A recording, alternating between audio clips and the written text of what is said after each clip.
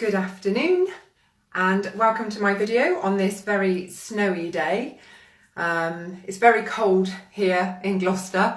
I think a lot of you will be watching from around about the UK where it's really cold and snowy today. But I'm nice and warm in here, and I thought I would just do a little video because I wanted to talk about the Undateables today. I watch the Undateables regularly. I don't know whether you do. If you do, please comment below and let me know what you think of it. And I thought, you know, we could actually learn a lot from the attitude of the people who appear on the Undateables. There's no kind of, well, actually, do you know what? I'm just going to go into the 8 things that we can learn from the people on the Undateables. So number 1 is that they are totally themselves.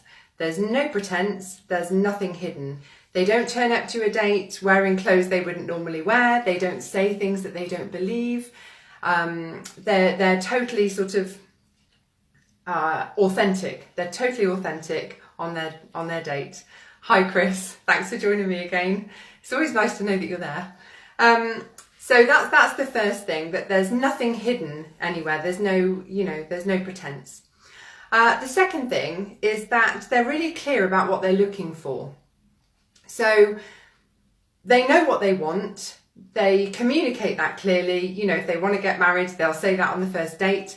I think there was one girl who said she was looking for a boyfriend before her 30th birthday, and that when it was her 30th birthday, she wanted a massive cake and she wanted him to jump out and say, "I'm your boyfriend." So, you know, she knew exactly what she wanted. She was happy to communicate the fact she wanted that. And once they found that, they're very content. You know, they're very, very happy with the person that they connect with. And there's no such thing as the grass is always greener on the other side for them.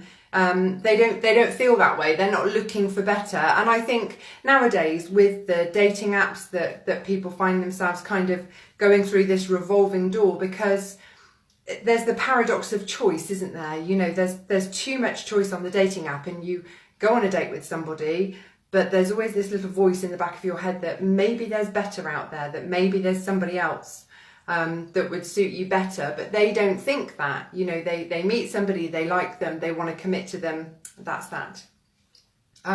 You know, they're always very grateful to have the person that they're with. And I think, you know, there's a lot to be said for that. So number 3 is that they're straight talking. You know, they shoot from the hip. They're not afraid to sit there and say, "I think this date is going really well. What do you think?" Or, "I really like you. I think you look really pretty. Do you like my outfit?" Or, "I'm really nervous. Are you feeling nervous too?" You know, they don't, there's no sort of game playing. And they're also quite happy at the end of the date to say, "I don't think I want to see you again," and just sort of move on from there. They seem to be very clear about whether they like someone or whether they don't like someone, and they play it accordingly. Number 4 is that they show us that it's very normal to feel self-conscious. We all have things that we feel self-conscious about, but that it shouldn't stop us from doing anything.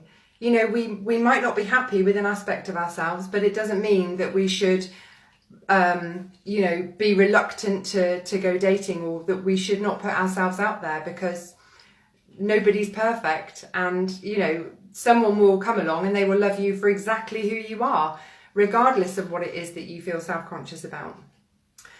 Number 5 is one of my personal favourites, is the fact that they don't have any expectations in terms of going home and having sex. So not once has anyone on the Undateables thought that at the end of the date they were going to go home and get it on. You know, if anything, they're very happy to take it slowly. They're really excited if someone wants to hold their hands, or even if they get a kiss on the cheek. You know, so it's nice that it's kind of, it's almost like 1940s, 1950s dating. You know, it's very, the men are very chivalrous, and the women are very, I don't know, reserved, I guess, in terms of being physical with each other. That comes much later, I think.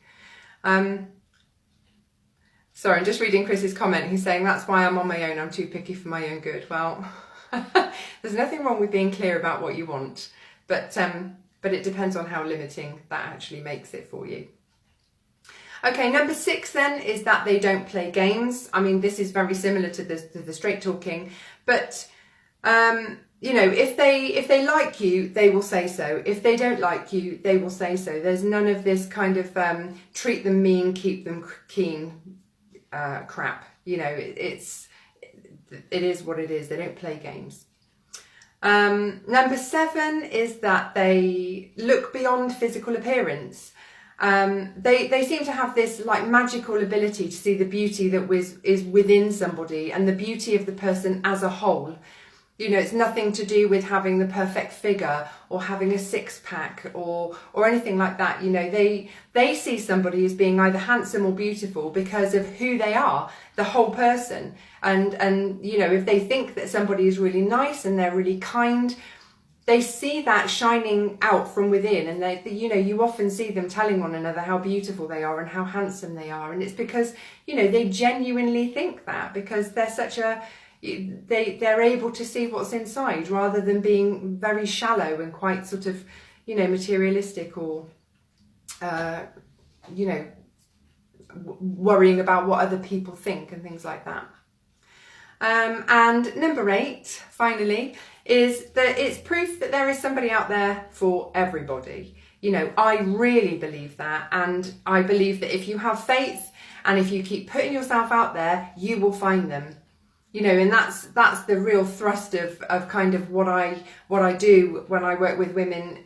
You know, when I work with women as a coach, I fully believe that there is absolutely somebody out there for everybody, and the Undateables proves that. You know, it sounds like it's a mean title, calling somebody undateable, but actually I think it's very tongue-in-cheek. Hi Kerry, thank you for joining me.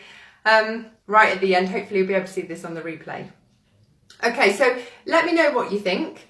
Let me know if you watch the Undateables, if you have any favourite couples. I mean, gosh, I absolutely love Daniel and Lily. I was so excited when Daniel proposed to her. I mean, his face and her face, they're just beautiful. So, you know, let me know who your favourites are. Let me know which series you've enjoyed, and if I've made you want to watch it if you don't. Great, thanks Kerry. Yes, watch the replay. Brill. Thank you for joining me, and I will see you again next week. Have a good weekend.